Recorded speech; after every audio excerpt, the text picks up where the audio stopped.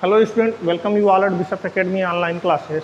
Today we are going to study about the law of diminishing marginal utility, and this is the part second of the lesson consumers equilibrium utility analysis. Students, before starting this lesson, let me tell you what we had learnt in previous class. In previous class we had learnt about the utility analysis. What is who is a consumer, what is utility, what is the measurement of the what is the utility measurement, and what are the different approaches of utility measurement, that is cardinal approach and ordinal approach. And also we had learnt about the total utility, marginal utility, and relationship between total utility and marginal utility. Today we are going to study law of diminishing marginal utility. So let's begin. Law of diminishing marginal utility. Law of diminishing marginal utility है क्या? Law of diminishing marginal utility was first developed by a German economist Hermann Heinrich Gossen in 1854. 1854 में German economist Hermann Heinrich Gossen के द्वारा पहली बार इसको जो है प्रोपाउंड किया गया था.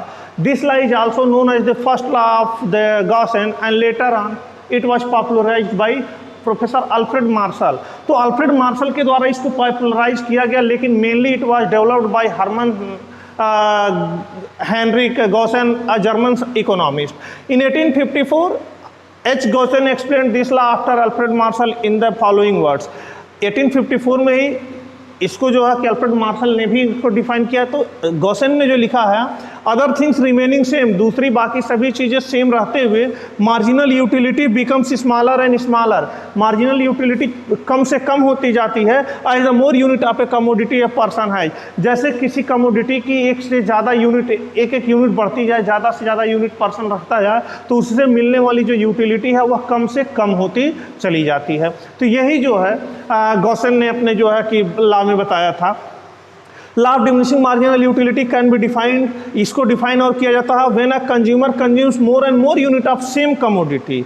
जब किसी कमोडिटी की एक से ज़्यादा यूनिट कोई कंज्यूमर कंटिन्यू करता है, utility derived from that commodity decreases. और हर एडिशनल यूनिट के कंजम्पशन से जो उसको यूटिलिटी मिल रही होती है वह क्या होती है, डिक्रीज होती जाती है. But total utility of the consumer increases eight decreasing rate. लेकिन जो उससे मार्जिनल यूटिलिटी हर एडिशनल यूनिट के कंजम्पशन पे वह क्या होती, कम होती है, लेकिन टोटल यूटिलिटी उसकी क्या होती है, वह बढ़ रही होती है. और बढ़ती किस तरह से है कि वह बढ़ती है लेकिन डिक्रीजिंग रेट में. पहले यूनिट के कंजम्पशन पे टोटल यूटिलिटी अगर हमें 10 यूटिल्स मिली तो दूसरे पर 18, तीसरे पे 24. इसका मीन्स क्या है कि पहले जो है कि सेकंड यूनिट के कंजम्पशन पे हमें यूटिलिटी जो डिराइव हो रही है वह 18 यूटिल्स, यानी कि पहले पे 10 और दूसरे पर 8 मार्जिनल यूटिलिटी, तीसरे पर हो गया 24 यूटिल्स टोटल. तो इसमें जो है कि मार्जिनल यूटिलिटी 6, यानी 10, 8, 6. तो ये डिक्रीजिंग रेट है एवरी एडिशनल यूनिट के कंजम्पशन पर जो यूटिलिटी इंक्रीज हो रही है.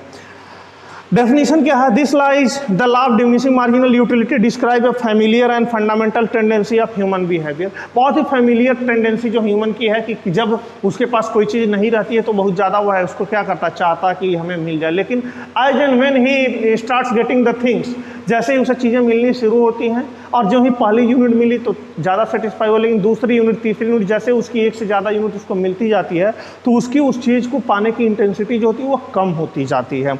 According to Alfred Marshall, the additional utility which a person derives from an increase of his stock. यहाँ कह रहे हैं द एडिशनल यूटिलिटी, जो additional utility means marginal utility की बात है, which a person derives from an increase of his stock, जो कि उस गुड्स का स्टॉक उसके पास जो है उसमें जब वह इंक्रीज कर रहा होता है ऑफ ए कमोडिटी, उस कमोडिटी का, तो यहाँ पर क्या एडिशनल यूटिलिटी डिमिनिशेस, वह डिमिनिश होती है with every increase in the stock. वो यानी कि वह स्टॉक जो उसके पास जब उसको इंक्रीज करता है that he are see already है, जो उसके पास ऑलरेडी है. मीन्स अगर आप जो है कि फर्स्ट चपाती आप कंज्यूम करते हैं भूख आपको लगी है तो पहले से आपको ज़्यादा सेटिस्फैक्शन मिलेगा, दूसरे से कम मिलेगा। या बहुत आप थर्स्टी हैं, एक गिलास आप पानी पीते हैं तो वह गिलास ऑफ वाटर क्या होता है आपको सबसे ज़्यादा सेटिस्फैक्शन देता, लेकिन दूसरा गिलास ऑफ वाटर आप कंज्यूम करें तो आपको उससे लेस सेटिस्फैक्शन मिलेगा।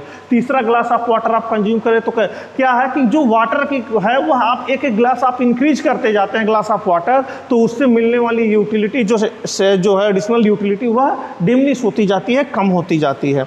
This law says that additional level of satisfaction goes on diminishing. इस लॉ यही कहता है कि जो हर यूनिट के कंजम्पशन पर जो एडिशनल लेवल ऑफ सेटिस्फैक्शन है दैट गोज ऑन डिमिनिशिंग, जो कि कम होता जाता है with every increase in units of consumption. जैसे जैसे हम 1 यूनिट ऑफ कंजम्पशन क्या करते हैं, बढ़ाते जाते हैं with in the same period of time, उसी ठीक समय। यह एक बहुत ही मेजर ग्रेट एजम्पशंस है, बहुत ही, क्योंकि इस टाइम में हम ये नहीं कर सकते कि उसका टाइम चेंज कर दें, उसके यूनिट ऑफ कंजम्पशन में उसमें इंक्रीज या डिक्रीज कर दें, उसके जो है कि अमाउंट में इंक्रीज या डिक्रीज कर दें। सेम अमाउंट और सेम टाइम में कंजम्पशन होना चाहिए। 10 successive level of utility diminishes, और इस तरह से अगले अगले लेवल पर जब भी प्रोडक्ट्स के अगला लेवल हम जो कंज्यूम करेंगे तो उससे मिलने वाली हमारी जो यूटिलिटी है वह क्या होगी, डिमिनिश होती जाएगी, कम होती जाएगी। Next, assumptions of law of diminishing marginal utility. Students, economics में कोई भी लॉ, कोई भी थियरी विदाउट एजम्पशंस नहीं है, this law is no exceptions also. यानी इस्लाम में भी क्या है, कोई ना कोई पर्टिकुलर हमारे क्या है एजम्पशंस फॉलो होते हैं, और ये एजम्पशंस एक सेटअप थियरी पर होते हैं, बिहेवियर पर होते हैं कि ये बिहेवियर ह्यूमन में क्या होते हैं, पाए जाते हैं, उनकी ये टेंडेंसी उसमें मिलती है। और अगर ये टेंडेंसी, अगर ये जो है कि एजम्पशंस फुलफिल ना हो तो this law does not hold good, या this law do not hold good. तो यहाँ पर है क्या, law of diminishing marginal utility is based upon the following assumptions. ये एजम्पशंस क्या क्या हैं, द कंज्यूमर इज रेशनल।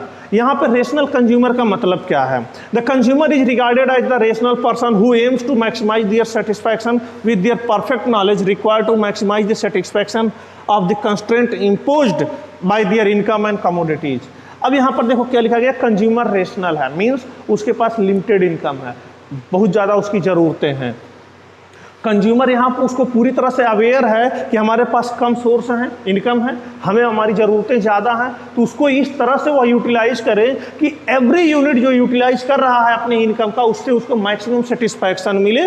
इसलिए कंज्यूमर क्या है, रेशनल, उसको मालूम है तरीका कि हमें किस तरह से अपने यूनिट को यूज करना, अपने इनकम को यूज करना जिससे हमें मैक्सिमम सेटिस्फैक्शन मिले। तो पहला जो है कि कंज्यूमर रेशनल, किसी एक जो है कि इंसेन पर्सन से या किसी जो है कि ऐसा पर्सन जो पागल हो उसके साथ ये लाभ काम नहीं करता, क्योंकि उसको नहीं मालूम है किस तरह से चीज़ें हम जो है कि अपने इनकम को या हम अपने रिसोर्सेज को कैसे यूटिलाइज करें।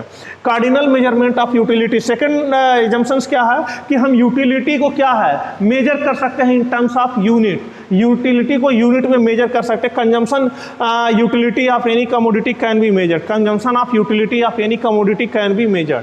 ये माना जाता है कि यूटिलिटी हम मेजर कर सकते हैं। It is assume that satisfaction can be measure in the same way that the natural units of consumption can be calculated। यानी ये माना जाता है कि यूटिलिटी को हम मेजर कर सकते हैं 1 यूनिट, 2 यूनिट, 3 यूनिट, जो कि इसका क्या है यूनिट, यूटिल्स है, तो 1 यूटिल्स, 3 यूटिल्स में हम मेजर कर सकते हैं। ये constant marginal utility of money, जो मनी की मार्जिनल यूटिलिटी है वह भी कांस्टेंट होनी चाहिए, वह चेंज ना हो। This theory assumes that utility can be measured in terms of cardinal number, the basis of measurement of utility is money। तो जो मनी का जो ये बताता है कार्डिनल यूटिलिटी है कि नंबर में हम इन टर्म्स ऑफ नंबर हम इसको जो है मेजर कर सकते हैं, जिसमें से क्या the basis of measurement of utility is money, और मनी यानी यूटिलिटी को मेजर करने का जो बेसिस है वह मनी है। Money is the measuring rod of utility, यह मनी ही मेजरिंग रॉड ऑफ यूटिलिटी है। Being a measuring rod of utility, the marginal utility of money remain constant over the period of time. यहाँ पे marginal utility of money हम जो है कि अभी जब हम कंज्यूमर इक्विलिब्रियम पढ़ेंगे तो उसमें हम आपको और बताएंगे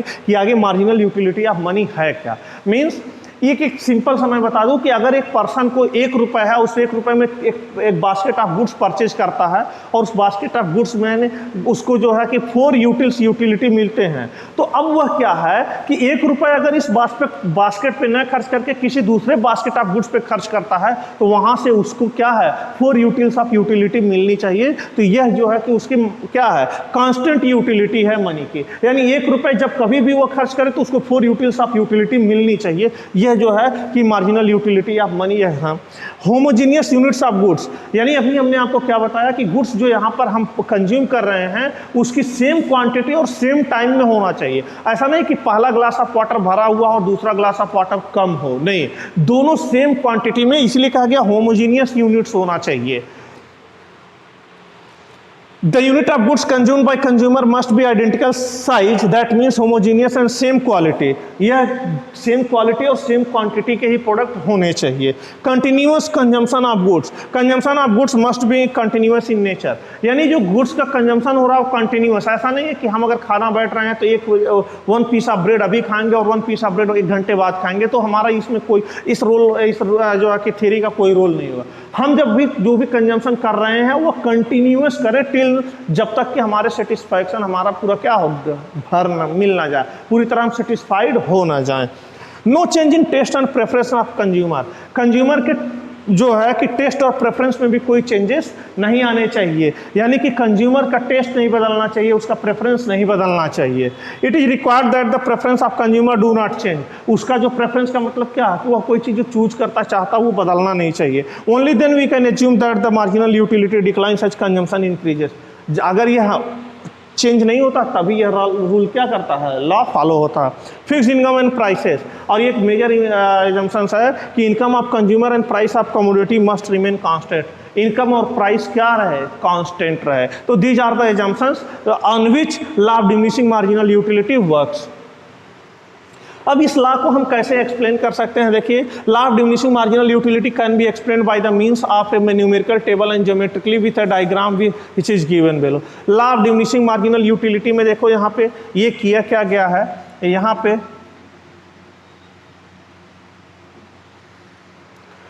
पे ये देखो फर्स्ट यूनिट है, कंजम्पशन किया जा रहा है, ये सेकंड यूनिट कंजम्पशन किया जा रहा है, ये थर्ड यूनिट कंज्यूम हो रहा है, फोर्थ यूनिट कंज्यूम हो रहा है, यानी अलग अलग यूनिट या क्या हो रहा है, कंज्यूम हो रहा है। तो फर्स्ट यूनिट के कंजम्पशन पर टोटल यूटिलिटी कितनी मिल रही है, 10 यूटिल्स, और सेकंड यूनिट के कंजम्पशन पर टोटल यूटिलिटी मिल रही है 8 यूटिल्स। तो यहाँ मार्जिनल यूटिलिटी क्या है, हमने आपको बताया था कि जो यहाँ पे मार्जिनल यूटिलिटी फाइंड करना था, मार्जिनल यूटिलिटी फाइंड करना था वह था total utility n minus total utility n-1। इसी फार्मूले पर हमको क्या करना था, ये सॉल्व करना था। तो यहाँ पर इसी के बेस पर हमारा मार्जिनल यूटिलिटी यहाँ पर मिल जाएगा कि पहले यूनिट में हम यहाँ देख रहे हैं कि जो हमारा पहला यूनिट है उस तरह से यहाँ पे हमें 10 यूटिल्स मिला, दूसरे पर 18, तो मार्जिनल यूटिलिटी क्या हो गई, दूसरे गुड्स के कंजम्पशन पर हमें 8 यूटिल्स इंक्रीज हुआ, तो ये यहाँ पर कितना इंक्रीज हो रहा है, 8 यूटिल्स। अगेन यहाँ पर हम ये देख रहे हैं कि सेकंड पर कितना हो रहा है, ये देखिए सेकंड पर हमें 6 यूटिल्स हो रहा। थर्ड पर अगर हमारा यहाँ देखें कितना हो रहा, थर्ड पर हमारा क्या हो रहा है, फिर 4 यूटिल्स हो रहा। फिर आगे इसके बाद यहाँ पर कितना हो रहा, 2 यूटिल्स हो रहा। तो ये इस तरह से हमारा यह इंक्रीज हो रहा, यानी पहले पर 10, दूसरे पर 18, तीसरे पर 24, चौथे पर 28। ये टोटल यूटिलिटी है जो कि डिक्रीजिंग ऑर्डर। कैसे डिक्रीजिंग ऑर्डर, टोटल यूटिलिटी का यह रेट है। मार्जिनल यूटिलिटी इस तरह से कहते हैं is the rate of total utility, कि टोटल यूटिलिटी किस रेट में इंक्रीज करता है, ये मार्जिनल यूटिलिटी बता रहा है। अब यहाँ देखो कि पहले पर उसको सबसे ज़्यादा सेटिस्फैक्शन मिला 10, दूसरे पर उसको मिलता है, दूसरा कंजम्पशन करा तो 8 मिला, तीसरे पर 6, चौथे पर 4 मिलता है, पांचवें पर 2 यूनिट मिलता है, और 6 यूनिट जब वह कंज्यूम करता है ऑरेंज का तो वहाँ पर उसको कोई यूटिलिटी नहीं मिलती, उसका मन भर चुका है, उसका खाने का मन नहीं है। लेकिन अगर यहाँ 7th यूनिट वह कंज्यूम करता है तो टोटल यूटिलिटी देखो यहाँ पर क्या हो रही है, डिक्लाइन करने लगी, मार्जिनल यूटिलिटी नेगेटिव में, मीन्स अब वह खाएगा तो उसको प्रॉब्लम्स, बीमारियाँ हो सकती हैं। इसी को डायग्रामेटिकली कैसे इंप्रूव किया गया है, देखो यूनिट्स ऑफ ऑरेंजेस जो हैं वह एक्स एक्सिस पर शोन किए गए हैं और जो मार्जिनल यूटिलिटी है वह वाई एक्सिस पर। अब यहाँ देखिए जो पहला यूनिट ऑफ ऑरेंज कंज्यूम किया जा रहा है तो 10 यूटिल्स, यहाँ पर जो उसको यूटिलिटी मिल रही है कितनी मिल रही है, 10 यूटिल्स मिल रही है, जो कि पॉइंट यह है यहाँ पे। सेकेंड यूनिट के कंजम्पशन पर उसको 8 यूटिल्स यूटिलिटी मिल रही है। थर्ड यूनिट के कंजम्पशन पर उसको जो है कि 6 यूटिल्स ऑफ मार्जिनल यूटिलिटी मिल रही है। फोर्थ यूनिट के कंजम्पशन पर उसको fourth utils of marginal utility मिल रही है, और जो फिफ्थ यूनिट के कंजम्पशन पर उसको second 2 utils of marginal utility मिल रही है, और 6 यूनिट, जैसा कि यहाँ देखो 6 यूनिट के कंजम्पशन पर उसको जो है यहाँ पे टोटल कितना मिला हुआ है, 30 टोटल यहाँ पर है। तो अगर हम इसको टोटल यूटिलिटी टेबल में देखें तो 6 यूनिट के कंजम्पशन पर उसको मैक्सिमम सेटिस्फैक्शन यहाँ मिल रहा है, पॉइंट ऑफ सैटिस्फैक्शन बोलते हैं इसको, या सैचुरेशन। इस पॉइंट पर कंज्यूमर क्या होगा, पूरी तरह सेटिस्फाई होगा। इसके आगे अगर कंज्यूम करता है तो हमारा मार्जिनल यूटिलिटी क्या होगा, डिक्लाइन। और देखो यहाँ पे अगर हम इसको यहाँ से एक पॉइंट बढ़ाएं, यह एक पॉइंट बढ़ा रहे हैं, तो इसमें यह एक टॉपिक है हमारा ये। तो यहाँ पर इसने क्या किया है कि यह हमारा जो मार्जिनल यूटिलिटी 2 हो गया है माइनस में। तो -2 कब हुआ, जब यहाँ पर हम 7th यूनिट कंज्यूम किए, तो यहाँ पर यह क्या हो गई, यूटिलिटी हमारी नेगेटिव चली आई। नेगेटिव आने का मतलब क्या है, देखो माइनस आ गई, और यहाँ पर 7th यूनिट जब हम कंज्यूम कर रहे हैं तो नेगेटिव हो गई। अब इसी को अगर हम टोटल यूटिलिटी टेबल में कन्वर्ट किए थे, तो मार्जिनल यूटिलिटी और टोटल यूटिलिटी के रिलेशनशिप में बताया था कि जिस लेवल पर हमारा मैक्सिमम मार्जिनल यूटिलिटी 0 होगा, उस लेवल पर टोटल यूटिलिटी मैक्सिमम होगी। जो ही मार्जिनल यूटिलिटी नेगेटिव होगी, टोटल यूटिलिटी हमारी डिक्लाइन करनी शुरू हो जाएगी, और जब मार्जिनल यूटिलिटी हमारा पॉजिटिव होगा तो टोटल यूटिलिटी हमारा इंक्रीज तो कर रहा होगा, लेकिन डिक्रीजिंग रेट में इंक्रीज करेगा। तो ये law of diminishing marginal utility का कॉन्सेप्ट है। अब इसके बाद देखते हैं कि इस फिगर में क्या क्या हमने बताया, वो हमने आपको बता दिया कि ये एक्सप्लेनेशन है उसी डायग्राम का। और इसके बाद हम देखते हैं कि फिर हैं क्या limitations of the law of marginal utility. Law of diminishing marginal utility का लिमिटेशंस क्या है, the law of diminishing marginal utility is based on the certain assumption in most of the time. These assumptions are applicable. The law is not applicable in case of the following situation. यानी कि कुछ ऐसे situations हैं जब law of diminishing marginal utility apply नहीं होता है। Those are irrational consumers. जब भी कंज्यूमर इरेशनल है, उस केस में law of diminishing marginal utility apply नहीं होगा, क्योंकि वह अपने रिसोर्सेज को रेशनल वे में नहीं, इरेशनल वे में वो बिना सोचे समझे कहीं भी स्पेंड करेगा, जिससे उसको मैक्सिमम सेटिस्फैक्शन नहीं मिलेगा। लाइक अगर वह पागल दिवालिया ऐसे तरह के बच्चे हों तो उनको नहीं मिल सकता। Cardinal utility can not be measured in number. एक यह लिमिटेशन है कि यूटिलिटी को हम नंबर में मेजर नहीं कर सकते हैं। This law is based on upon cardinal utility approach in which differs from person to person and it is not possible to measure it in exact number. इसको हम एग्जैक्ट नंबर में measure नहीं कर सकते। इंडिविजुअल कमोडिटी, यह theory ऐसे goods पर भी अप्लाइड नहीं होती है जिन गुड्स को डिविजिबल न किया जा सके। But in real life there is so many individual goods, if divided into small unit they loss their utility. अगर गुड्स को उनके छोटे छोटे यूनिट में बांट दे तो उनकी यूटिलिटी क्या होती है, खत्म हो जाती है। Doesn't apply to the basic goods. अब यहाँ पे क्या है कि जो हमारे बेसिक गुड्स हैं, बेसिक गुड्स का मतलब फूड शेल्टर एंड क्लॉथिंग, ऐसे गुड्स के ऊपर जो है हमारे यह अप्लाई नहीं होता है। The law of diminishing marginal utility fails even to basic goods such as food, cloth, air, etc. Don't diminish from their additional unit of consumption. क्योंकि फूड के एडिशनल यूनिट को अगर हम एक कंटिन्यूस टाइम पे, जैसे क्या है मॉर्निंग में, लंच टाइम में स्नैक्स एंड हम डिनर लेते हैं, तो इस टाइम पर यह हमारा डिमिनिशिंग मार्जिनल यूटिलिटी वर्क नहीं करता। क्लॉथ पहनते हैं, वर्क नहीं करता। एयर जो हम ले रहे हैं तो उस पर ये वर्क नहीं करता। Does not apply to the goods of entertainment. Entertainment के गुड्स पर भी अप्लाई नहीं करता। Does not apply to the goods of entertainment like CD, DVD, etc. because the use of such goods provides more satisfaction to consumers and does not apply to the collection of rare article. और अगर किसी को rare article collection करने का शौक है तो उस पर भी ये नहीं होता, क्योंकि जैसे ही उसको एक यूनिट मिलेगी एक रेयर आर्टिकल, तो वह और ज़्यादा उसका जो कलेक्शन करना चाहेगा। जैसे रेयर स्टैम्प होगा, रेयर कॉइन्स होगा जो ओल्ड टाइम के हैं, इसके कलेक्शन पर भी लॉ ऑफ DMU अप्लाई नहीं होता है। Importance of law of diminishing marginal utility क्या है? डिमिनिशिंग मार्जिनल यूटिलिटी जो हम पढ़ते हैं तो उसका इंपॉर्टेंस क्या है? तो basis of the law of demand, the law of marginal diminishing utility, diminishing marginal utility and the law of demand are very closely related to each other. law of DMU, law of demand बहुत ही एक दूसरे से related है. In fact, the law of diminishing marginal utility, the more we have a thing and less we want the additional increment of it.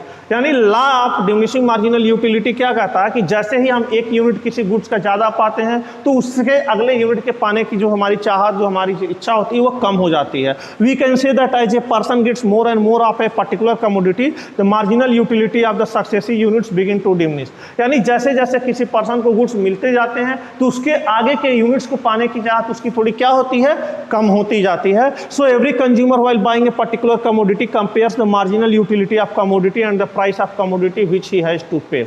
इस तरह से जब वह कोई कमोडिटी परचेज करता है और जितना वह पे कर रहा है, दोनों के यूटिलिटी को कंपेयर करता है कि क्या जितना मैं पे कर रहा हूं अगले यूनिट के लिए उससे हमें उतना ही सेटिस्फैक्शन मिलेगा जितना पहले यूनिट पर मिला। तो इस तरह से लॉ ऑफ डिमांड, तो डिमांड यहाँ कम या ज़्यादा हो जाता है।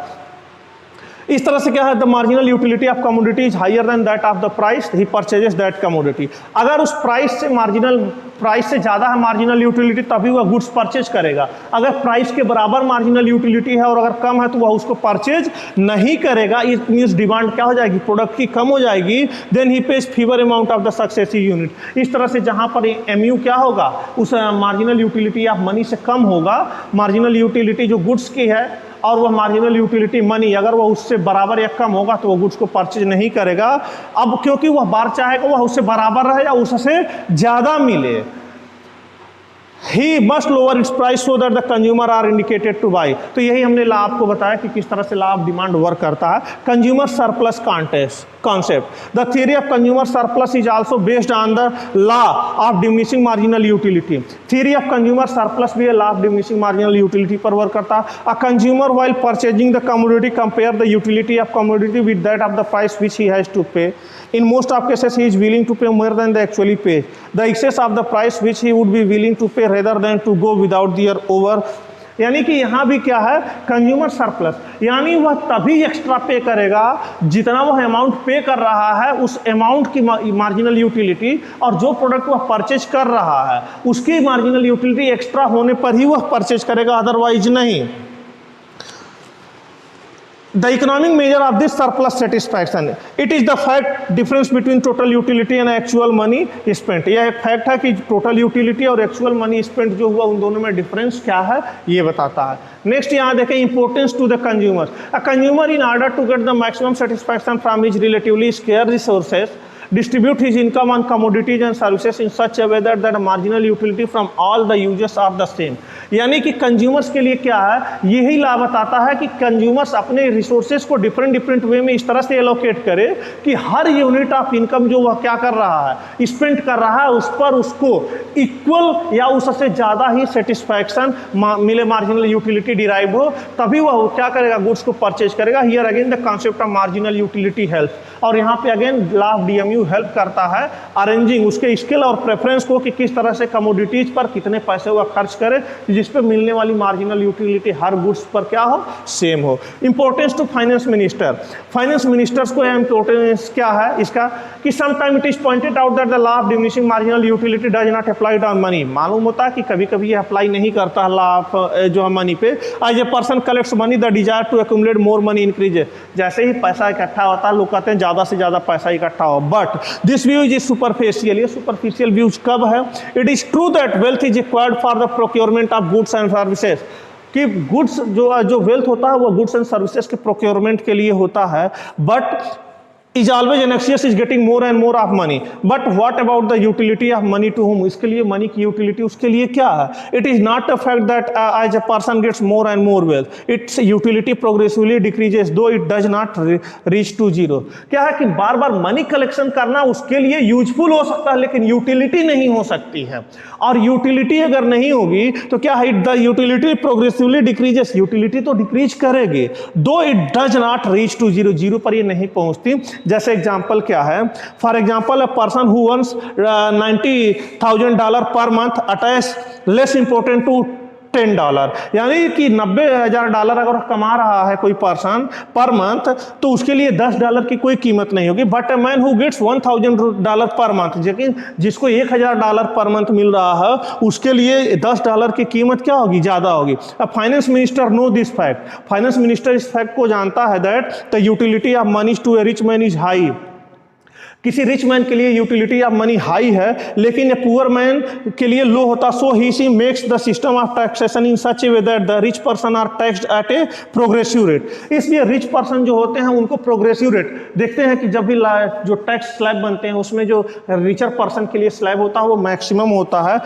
This system of modern taxation is therefore based on the law of diminishing marginal utility. इसलिए यह सिस्टम भी, टैक्सेशन पॉलिसी भी किस पर डिपेंड करता है? Law of diminishing marginal utility पे। सो स्टूडेंट्स, इस वीडियो में हमने law of diminishing marginal utility के बारे में स्टडी किया। आप भी बुक के हेल्प से इससे पढ़िए। दो बुक में आपके बहुत ज़्यादा कंटेंट इस पर नहीं दिया है, इसलिए हमने इस वीडियो को थोड़ा सा जो है और एक्सप्लेन करके बनाया। इस वीडियो को देखिए, नोट्स आपको इससे रिलेटेड भेज दूंगा कंप्लीट करने के लिए। अगर कोई कन्फ्यूजन होगी तो गूगल क्लासरूम में कमेंट सेक्शन में पूछ सकते हैं। Till then, stay healthy, stay safe. Thank you.